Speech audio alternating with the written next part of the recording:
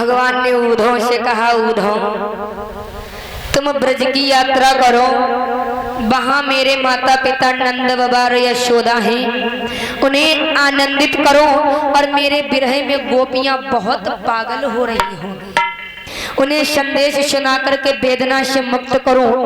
जब ये बात उद्धव से कही भगवान कन्हैया ने, आज उद्धव ने आदर भाव से अपने स्वामी का पत्र लिया, संदेश, और कहा प्रभु अब हमें आज्ञा दो। इधर उद्धव जी रथ पर सवार होकर के चले, कहाँ? ब्रज के लिए, जहाँ नंद बाबा थे। आज ब्रज की यात्रा की। नंद बाबा जैसे ही पहुंचे, देखिए समय को ढलते समय पहुंच गए उद्धव जी, और जैसे ही पहुंचे तो नंद बाबा उनसे बड़े प्रसन्न हुए, ऐसे मानो कि स्वयं कन्हैया आ गए। बड़ा आनंद मिला उद्धव जी का। देखिए उद्धव जी और कन्हैया का हृदय बड़ा उदार है, बड़ा ही। उद्धव जी कहने लगे आज पहुंचे हैं, कहा उनकी शक्ति अनंत है, उन्होंने 7 दिन तक उंगली से गिरिराज पर्वत को उठाए रखा और सभी ब्रज की रक्षा की। 7 वर्ष के बालक ने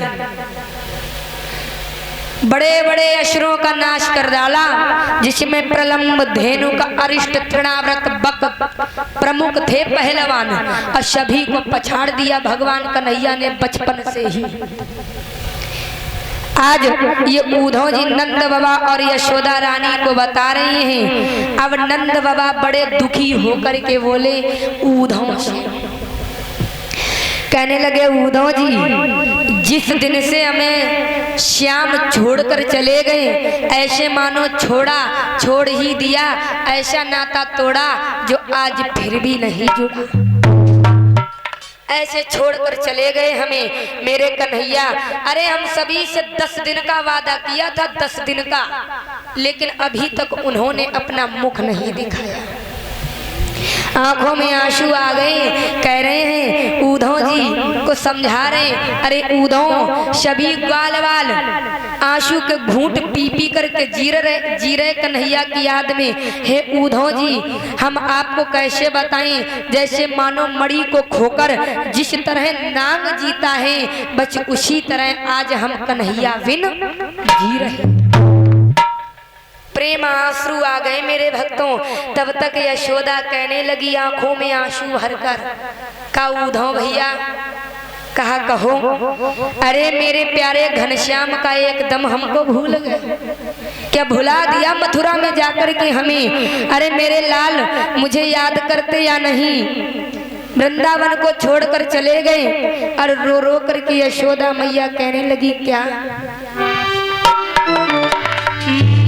मैं समझी थी निर्दयी कंस, मुझसे लाल को छुड़ाएगा।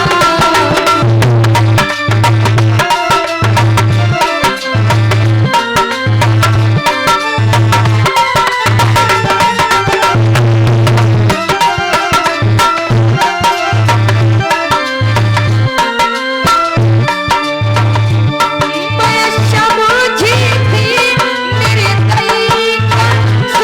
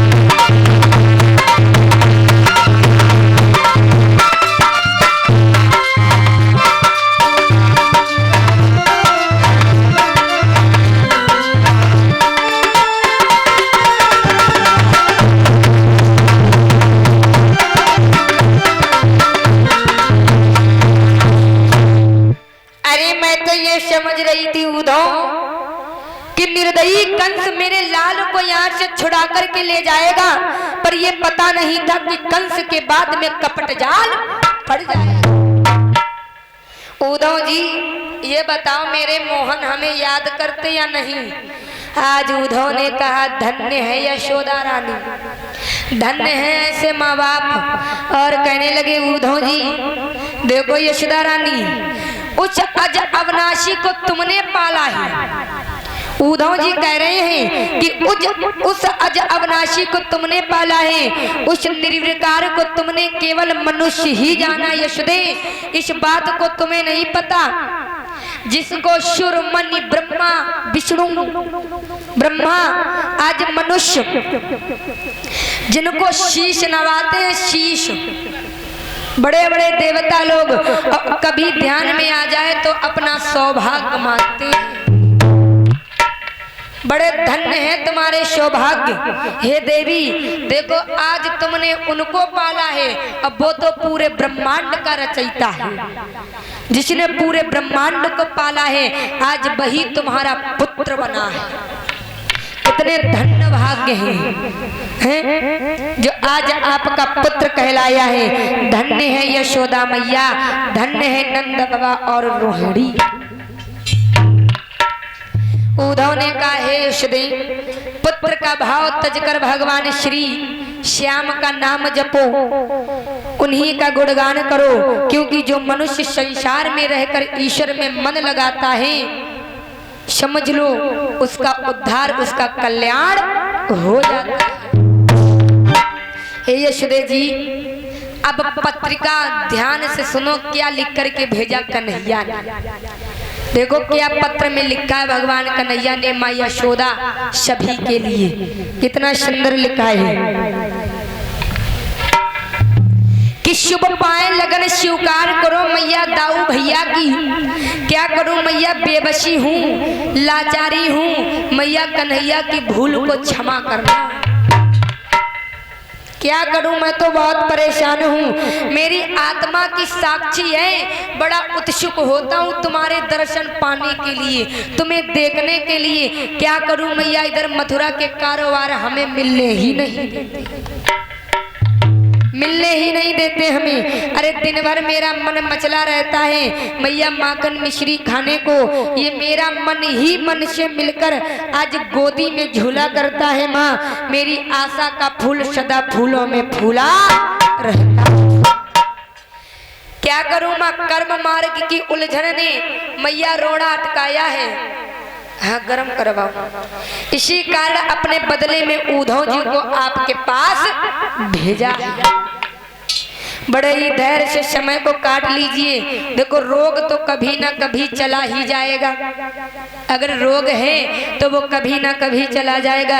यदि ऐसे ही लगन रही तो संयोग कभी ना कभी जरूर आएगा, जरूर होगा।